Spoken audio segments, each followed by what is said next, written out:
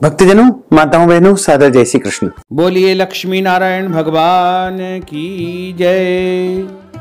आज हम आप सभी को कार्तिक मास अध्याय 24 की कथा सुनाने जा रहे हैं। आप सभी से अनुरोध है कि इस कथा को अंत तक सुनिएगा और सुनने के बाद अधिक से अधिक लोगों को शेयर भी कर दीजिएगा। बोलिए लक्ष्मी नारायण भगवान की जय। गुरुर्ब्रह्मा गुरुर्विष्णु गुरुर्देवो महेश्वरा गुरुः साक्षात् परब्रह्म तस्मै श्री गुरुवे नमः। श्री अखंड मंडलाकारं व्याप्तं येन चराचरं तत्पदं दर्शितं येन तस्मै श्री गुरुवे नमः। कृष्णाय वासुदेवाय हरये परमात्मने प्रणतः क्लेशनाशाय गोविन्दाय नमो नमः।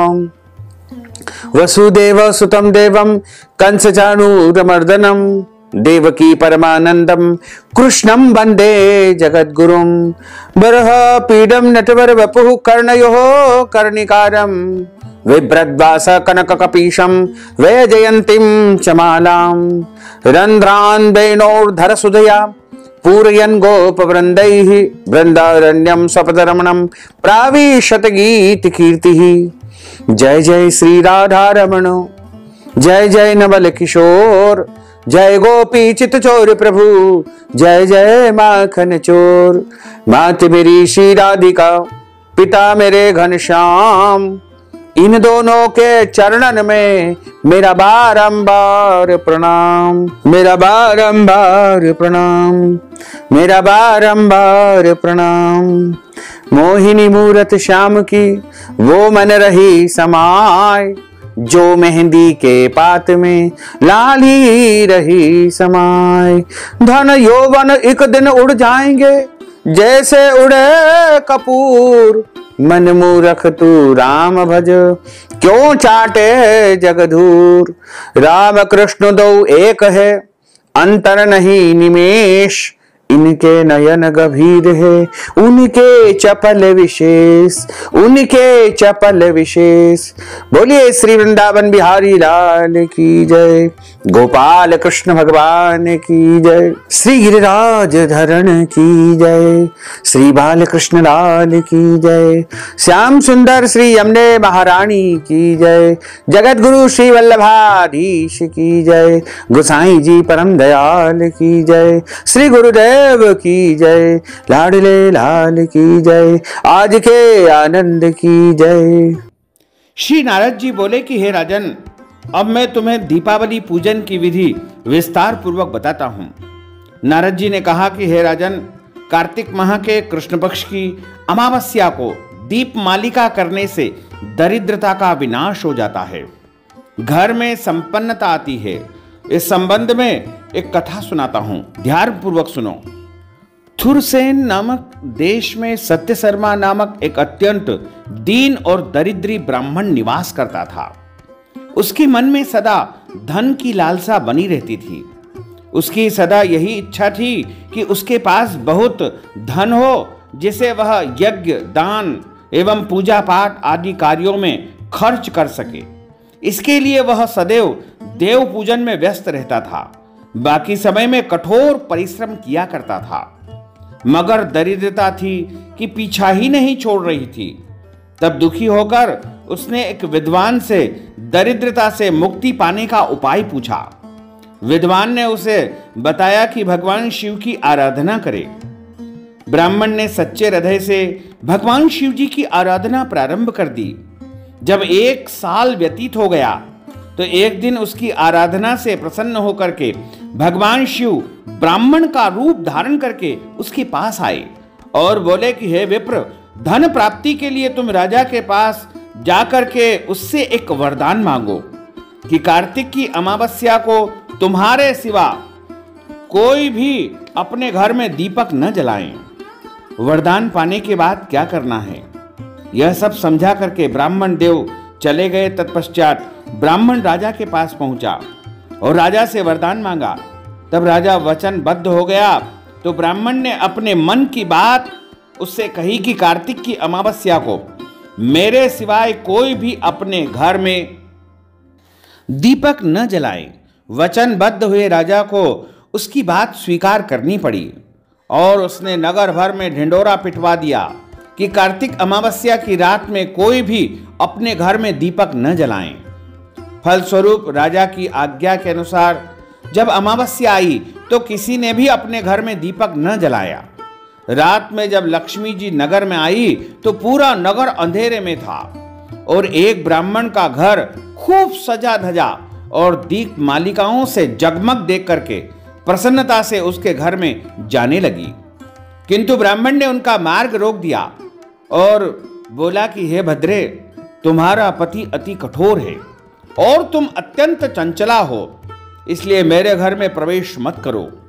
तब लक्ष्मी जी बोली कि हे विप्र, भगवान के शयन के समय मैं यहां आई हूं, अतः निश्चय ही तुम्हारे घर में निवास करूंगी। यह सुनकर के ब्राह्मण ने कहा कि यदि तुम इस बात की शपथ लो कि 3 पीढ़ियों तक तुम मेरे घर से नहीं जाओगी और यहीं वास करोगी, तब तुम हमारे घर में आ सकती हो। हे विप्र, जब तक तुम विधि पूर्वक मेरा पूजन करते रहोगे तब तक मैं तुम्हारे घर में ही निवास करूंगी। यह सुनकर के ब्राह्मण ने कहा कि हे भद्रे, मैं आपके पूजन की विधि जानना चाहता हूं, क्योंकि मुझे आपके पूजन का कुछ भी विधान पता नहीं है, इसलिए कृपा करके आप अपने पूजन की संपूर्ण विधि मुझे बताएं। माता महालक्ष्मी बोली कि हे ब्राह्मण, प्रतिवर्ष कार्तिक मास की अमावस्या को प्रातःकाल स्नान आदि से निवृत्त होकर के देवताओं तथा पितरों का पूजन करो। इस दिन बालक, वृद्ध एवं रोगी को छोड़ करके घर में कोई भी भोजन न करें। दिन में दोपहर के समय श्राद्ध कर्म कर ब्राह्मण को भोजन कराओ। प्रदोष काल में दीप माला करनी चाहिए। घर में तुलसी वृक्ष के निकट, ब्राह्मण के घर में, देव मंदिर में, चौराहे पर, शमशान तथा गौशाला में भी दीपक जलाना चाहिए। सायंकाल स्वस्ति वाचन व कुबेर जी का पूजन करके संकल्प करे। तत्पश्चात मेरा यानी लक्ष्मी का पूजन करके इस प्रकार कहे कि कमलासना पर स्थित कमल पुष्पों की माला धारण करने वाली, कमल नयनी, गंभीर नाभि वाली एवं स्तन के भार से नम्र सुंदर वस्त्रों वाली, देवताओं के हाथियों द्वारा मणि युक्त घड़ों से स्नान करने वाली, हाथ में कमल पुष्प धारण किए ऐसी लक्ष्मी मेरे घर में स्थायी रूप से निवास करे। तत्पश्चात आसन, पाद्य, आचमन, स्नान, वस्त्र, धूप दीप, नैवेद्य, जल, तांबुल और सुपारी, यह सब लक्ष्मी जी को अर्पण करके नमस्कार करे। दीपक प्रज्वलित करे और रात्रि भर कीर्तन करे। इस प्रकार कुबेर एवं लक्ष्मी जी का पूजन कर ब्राह्मणों को भोजन करवाए। विधि विधान से महालक्ष्मी जी के आदेशानुसार ब्राह्मण ने लक्ष्मी जी का विधिवत पूजन किया, जिसके उसका धान्य से घर भर गया। तत्पश्चात उसने अनेक यज्ञ और धार्मिक कार्य किए। जीवन के अंतिम काल में सत्य शर्मा विरक्त होकर के मथुरा चला गया और शेष जीवन ईश्वर भजन करते हुए बिताकर अंत में वह वैकुंठ नाम को, परम धाम को, विष्णु लोक को चला गया। इस प्रकार यहाँ पर कार्तिक मास के 24वें अध्याय की कथा का समापन होता है। बोलिए श्री लक्ष्मी नारायण भगवान की जय। अच्युतम केशवम राम नारायणम कृष्ण दामोदरम वासुदेवम हरे श्रीधरम माधवम गोपिका वल्लभम श्री जानकी नायकम श्री रामचंद्रम भजे जानकी मनोहरम सर्वलोक नायकम श्री शंकरादि सेवितम पुण्य नाम कीर्तनम श्री राम राम राम राम राम नाम तायकम रामा कृष्ण वासुदेवा भक्ति मुक्तिदायकम रामा कृष्ण वासुदेवा भक्ति मुक्तिदायकम रामा कृष्ण वासुदेवा भक्ति मुक्तिदायकम रामा कृष्ण वासुदेवा भक्ति मुक्तिदायकम रामा कृष्ण वासुदेवा भक्ति मुक्तिदायकम।